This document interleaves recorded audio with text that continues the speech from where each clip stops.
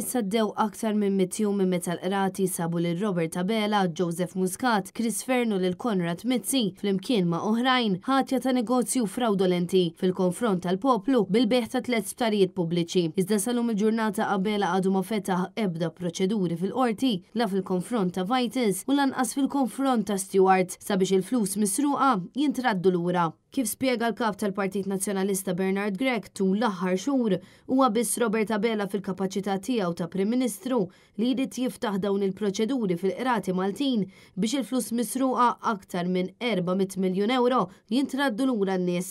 Mhux magħrufa li x'sissa Robert Abela baqa' jkaxkar saqah milli jiftaħ din il-kawża. Dan meta għandu pedamenti legali sodi sabiex pajjiżna jikseb lura l-flus kollha misruqa. Fi frar li għadda l-qrati Maltin taw raġun lil poplu Malti Wawċi grazzi għal proċeduri li kien fetaħ id-deputat nazzjonalista Adrian Delija. Ripetutament minn dakinhar l-hawn il-Partit Nazzjonalista baqa' jinsisti sabiex Robert Abela jiskatta minnu fih kawża fil-qorti ħalli l-400 miljun euro jintraddu lura. Fid-deċiżjoni storika tiegħu li mħallef De Pasquale kien ċar ħafna li dan kien dil fraudolenti u li l-isptar San Luqa, l-isptar Kering Grek u l-isptar ġenerali Tawdex qatt ma messhom ittieħdu lil poplu minn wara daru biex inbijaw b'mod suspettuż lil barranin. Sussegwentament kien hemm ir-rapport tal-Awditur Ġenerali li kompla jikkonferma din is-sentenza storika.